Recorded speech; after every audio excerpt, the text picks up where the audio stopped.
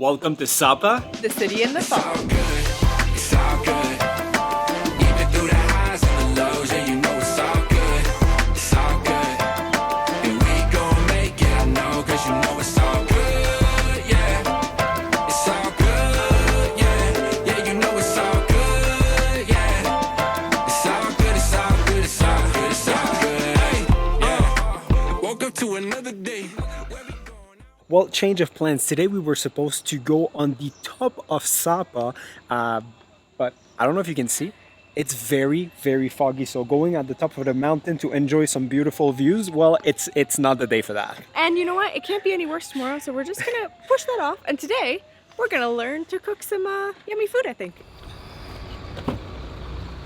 Thank you. So a large portion of Sapa actually lives from tourism, and because of that, well, city center is a lot of like bar, restaurants and shop, and a big portion of those restaurants are there to tailor to tourists, meaning that they have like menus that are this thick with a lot of like spaghetti, pizza, club sandwich, burgers and things like that, and about like half a page of local dish. So we will try some local dish at the restaurant that Tracy found. What's the name of this place? Le Gecko. Gecko Cafe. Gecko Cafe. And we'll see if it's any good. But the city center is still super cool, the way it's designed with like the narrow street and like the restaurant that are like multi-floor, so you always like can, you know, go up and have a nice view. So from the local side of the menu, we got two things. We got chicken spring rolls, and we haven't really tried much spring rolls here yet, just once. I want to try those. And then we have a grilled chicken with lemon leaf, with rice. It actually smells really, really good. So let's try them out. Those are fresh right out of the fryer. They're very good. The chicken's good, but the star, spring rolls. Last bite, best bite. It's crazy how mountain weather is so unpredictable. Literally 5 minutes ago, I couldn't see across the street, or barely, because the fog was so thick, and now it's sunny. It's not gonna last though, I'm sure. So Sapa is a small town located in the northern part of Vietnam at about 1,600 meters above sea level. It is known for its lush mountains and beautiful rice terrace. With that being said, the name Sapa actually means sand village or town of sand, because a long time ago there was actually a long sand beach and people were coming here for that reason. This is where the name comes from. One like this and one like this. Oh, it's soft. Yeah. Oh, they're good. So I'm getting a chestnut cake, which is basically like chestnut puree within like some sort of dough. It's very nice, but it's funny because like I was like, yeah, I'm gonna get one. She was like, no, you gotta taste it first. I was like, no, I just get one. No, taste it first. I was like, okay. I tasted it. It's good, so I'm getting one. So we also tried the donut bun thing, and she heats it up. Oh, that's really That's good, eh? Mm-hmm. And those are chestnut cake. The chestnut cake is so good. I had another one a few days ago in a rest stop on the side of the highway. Really good. Nothing like this. Street food is literally my favorite thing about traveling. It's the best.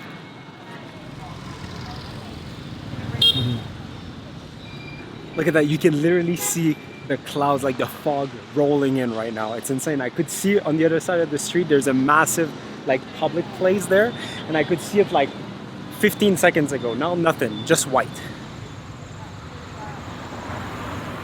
So there are only about 80,000 people living here, but 3.5 million tourists visiting Sapa every single year. And in high season, there's every day about the same amount of tourists than there is local. So very, very touristy spot. But thankfully, we are not in high season, which is always our favorite time to travel. Hi, buddy. What? Two friends? Hello. I don't know what you eat, but you eat a lot of it. If you're in good shape, no problem. But if not, Sapa is not necessarily a walkable city in a way. There are hills everywhere. It is built on a mountain, and it's hard to see, but like these streets are quite steep. We ate a lot, so it's good. So we just made it to our afternoon activity, and that is actually a cooking class here in Sapa. Especially, my mom loves to cook. She cooks every night, obviously. So let's go learn a new recipe. So we're just gonna drink a coffee and tea before we wait for the driver. We arrived pretty early. But the cool thing with this cooking class is instead of just coming here and learning the recipe, we're actually going to the market to pick out our things, which is a nice aspect. To the market. You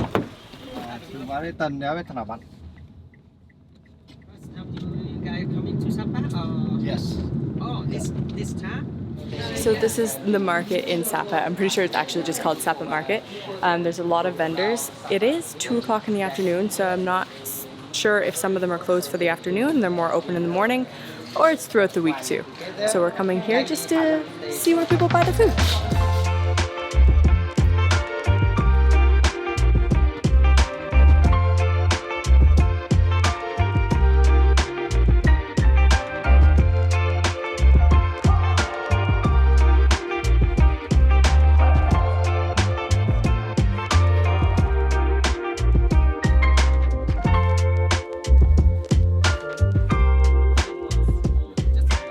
On the second floor of the market, there is a lot of Hmong people, which is the largest ethnic group here in Sapa.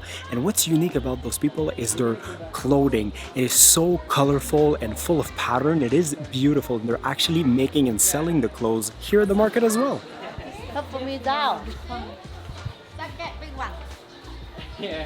If you've watched our other videos from Vietnam, you know that my mother-in-law just keeps buying souvenirs everywhere she goes to make sure to remember this trip for the rest of her life.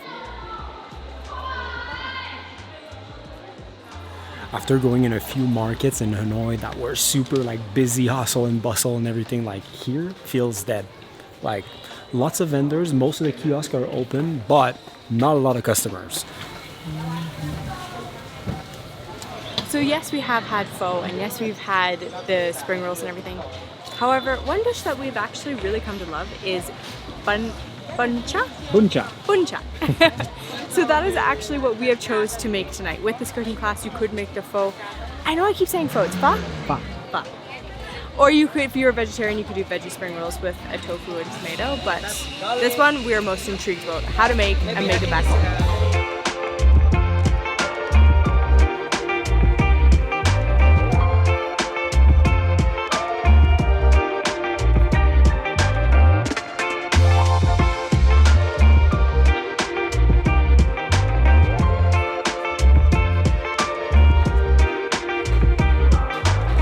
So in the meat market, they sell a little bit of everything, including frogs, fish, crabs, all kinds of seafood, but also chicken, pork. And talking about pork, this is what we're gonna buy for the buncha, and they are not wasting anything. They're keeping all the bones, they're selling them for people to make broth. They have tongue, ears, all the organs, but we're getting shoulder and pork belly. So we've got a vegetable, spices, rice noodle, pork 2 ways. I think we're equipped to cook a good buncha.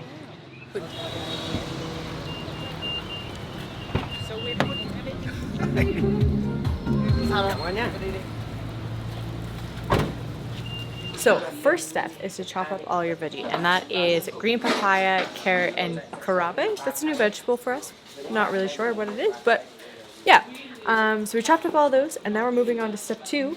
We're peeling a bunch of garlic to go inside of the ground pork.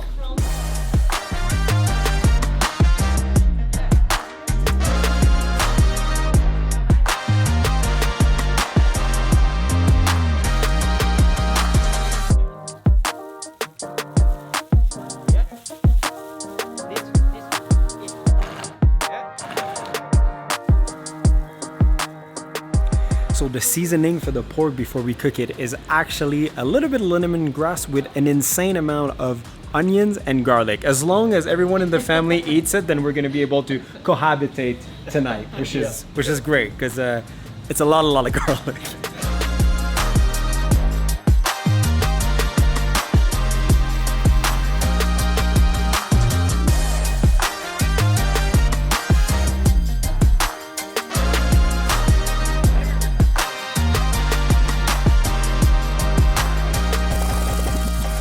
To make little meat patties, but we're not very good at all understanding the size of it. But they have to all be approximately the same size because otherwise they're not going to cook the same. I think we're slowly nailing it now. I don't know Just how. taking the pork belly, off the grilling thing, practicing my chopstick skill. Thank you. You're much faster than me. This you? Very hot. I made it myself. It's pretty good. Yeah. Very garlic. Now it's time to enjoy our work at the table. And then for the broth that you have some lemon, you have fish sauce, water, sugar, rice vinegar, and you just put a little bit on the bottom. You add garlic to it. If you like spice, you can add your chilies to it, and then you put everything kind of on top like that.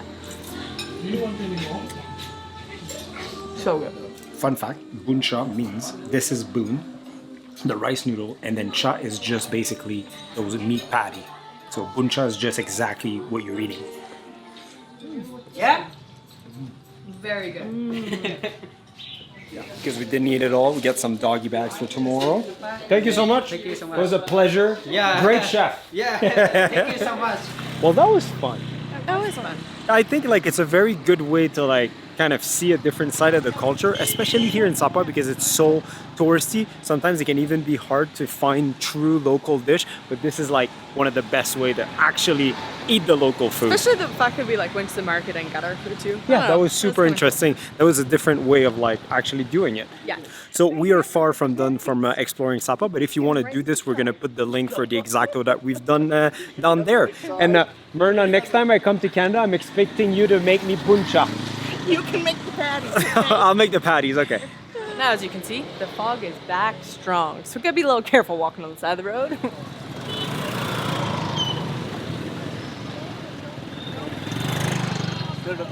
You did it without getting hit. Yeah. Now I really understand why Sapa is known as the city in the fog, because I've been to many places around the world at many different times of the year, but I've never seen fog this thick. Like I can see like without zero obstruction about 5 meters in front of me, and then if I look 25-30 meters in front of me, it is completely white. As you can clearly see on my left, this is Ho Sapa, a beautiful lake in the middle of the town. And no, you can't see it. I can't see it either. The fog is too thick.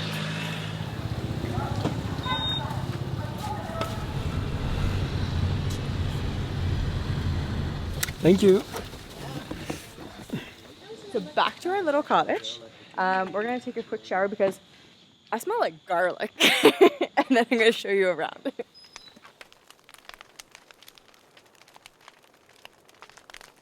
Let me show you around where we're staying. We have a cute little cottage here with a valley view, but right now it's very, very foggy. I think it's just the season, to be honest. So this is called Joy Villa. We have a bathroom here, plus a loft upstairs here with a bedroom and ensuite, king size bed up here. And we are at altitude, so in case you're chilly, they even have heated blankets here in case you need them.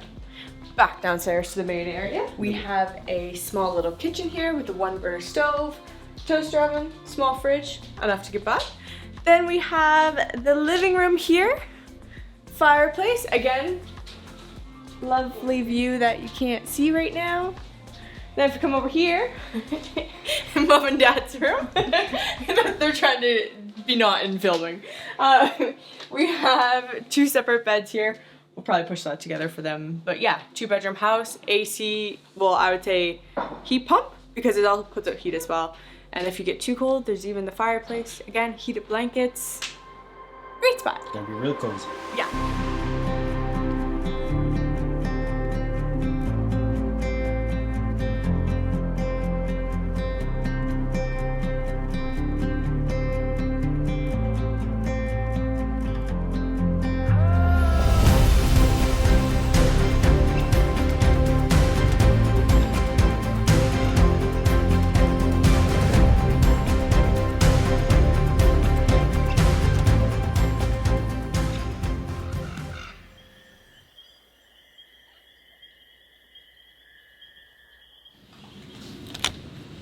Oh my god, guys, I think we made a right decision yesterday to not go at the top of Sapa because today it is pretty clear.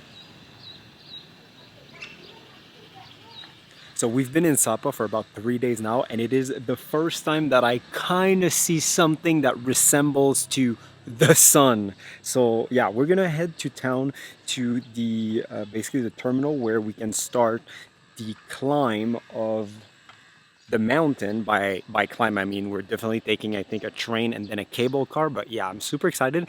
The views up there can be some of the most beautiful you've ever seen. It's just a matter of, are we gonna see something or not?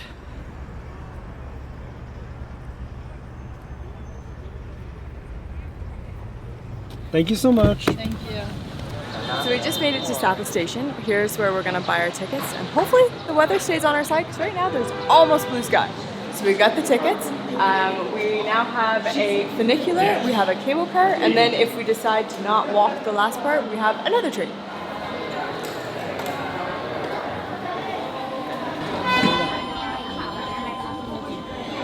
Here we go.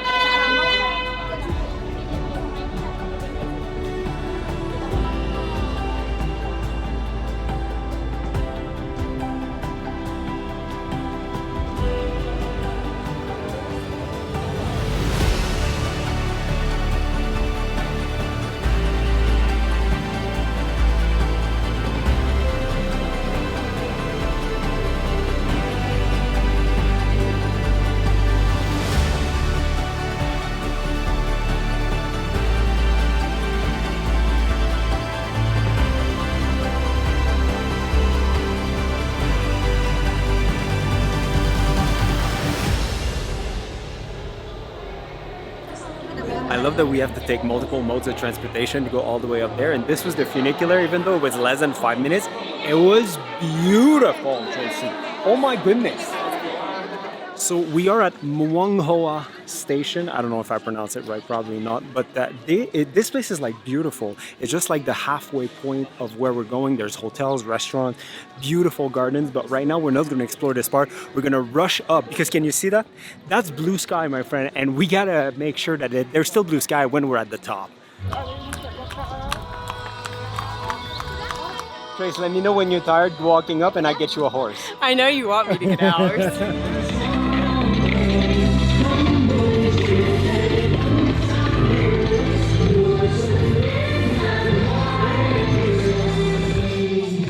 Because I know you guys are dying for my fun facts. Yeah, here's two about this cable car. It is the longest non-stop cable car in the entire world, and the same thing, non-stop 3-rope, highest one in the entire world at 1,410 meters in elevation, 6.3 kilometers long. 2 world record. Go on the edge. Xin chào, chúc các khách của chuyến tham quan vui vẻ ạ. Thank you. It slows right down. Yeah. Once you lose your reference, it all slows down. It's only when you have your reference.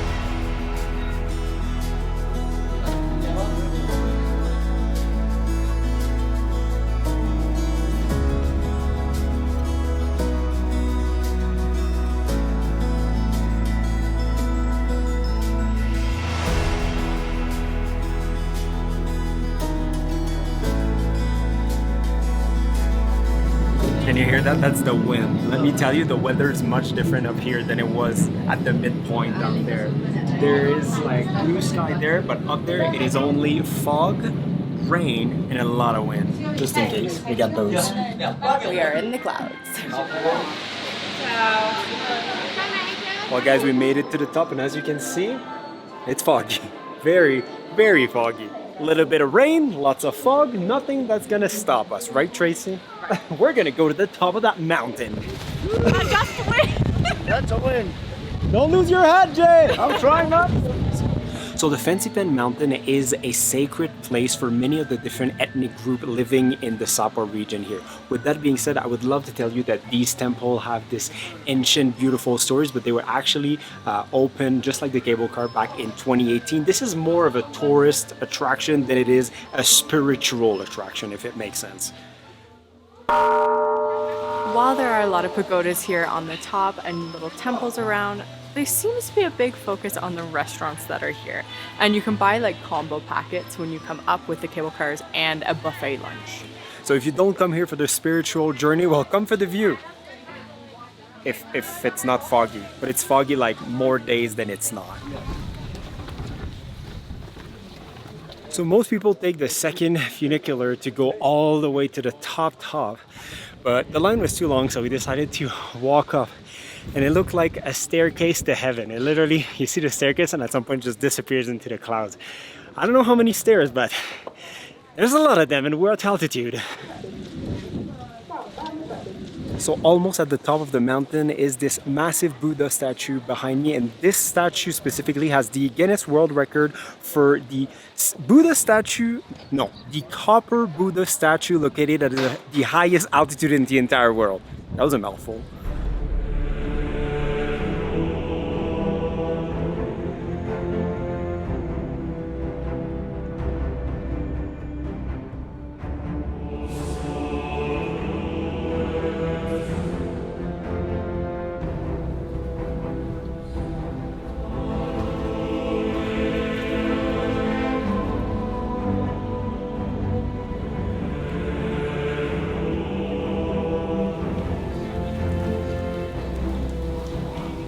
Well guys, this is the third time that I'm filming this clip at 3 different locations, because all 3 of these times I thought we were at the summit, but we were not. So we are braving the wind to climb the last few steps to the summit. It was quite a journey to come up here, but we did it. The official top of Mount Fansipan. But now, this is the last few steps before the official summit of this mountain, 3,147 meters above sea level.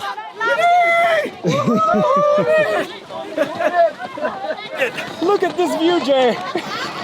Just like home in a snowstorm. Hello. I just want to show you the views that you guys are missing. Look at this beautiful view. But we made it to the top. It's right there. Okay, now we're coming down. Bye.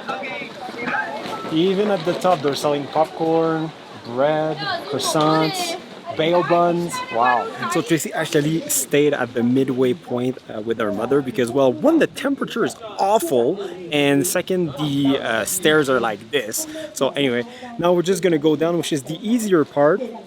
Well, hopefully it's a little slippery and the stairs are, well, like this now.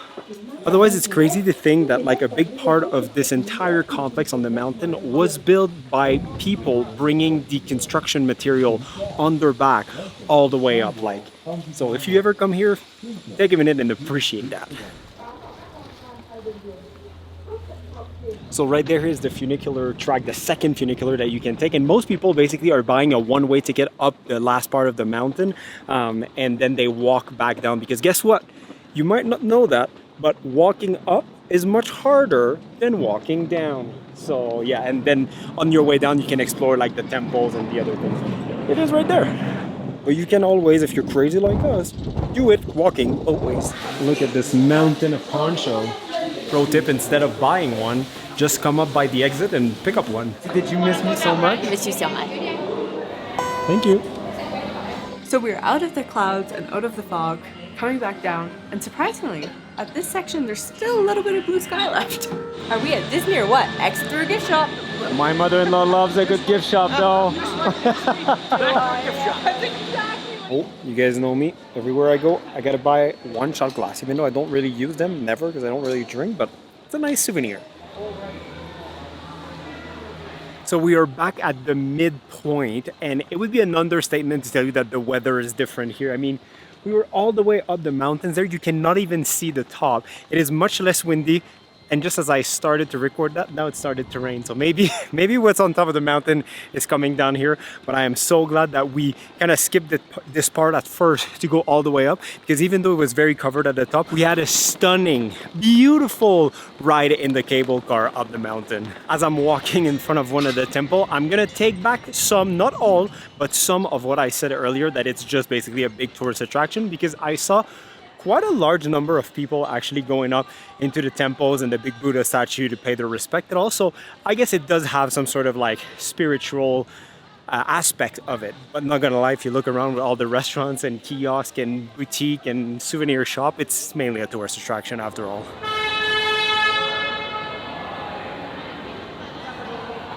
Time to go all the way back down. But there's one more thing that I would like to do before we leave Sapa, so let's go in town.